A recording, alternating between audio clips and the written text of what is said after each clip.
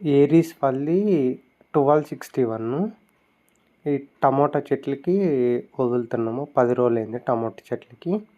NPK nitrogen, phosphorus, potassium. Nitrogen వచ్చి 12% ఉంటుంది. Phosphorus వచ్చి 61% ఉంటుంది. పొటాషియం 0. 12% నైట్రోజన్ కాబట్టి అది ప్లాంట్ గ్రోత్‌కి.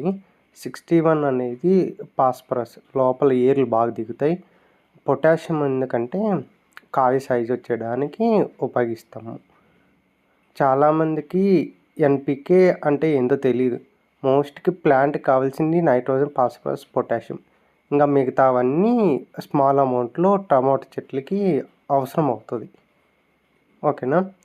గ్రోమోర్‌లో F20 కూడా బాగా పనిచేస్తుంది. అంటే 20 రకాల న్యూట్రిషన్స్ దొరుకుతాయి. లైక్ కాల్షియం కానీ, మెగ్నీషియం కానీ, బోరాన్ కానీ, ఐరన్ కానీ, జింక్ కానీ అలా దొరుకుతాయి.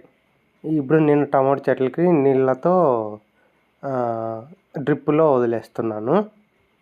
ఇలా చేసుకోవడం వల్ల ప్లాంట్ గ్రోత్ కానీ, దానికి బాగా ఒక చెట్టుకి ఇప్పుడు మనం ఆహారం కావాలంటే మనం ఫుడ్ తింటాం కదా, ఇట్లా చెట్టుకు కూడా ఆహారం కావాలంటే ఇట్లా డ్రిప్పుల్లో వదిలితే మంచి గ్రోతు, మంచిగా ఉంటుంది చెట్టు.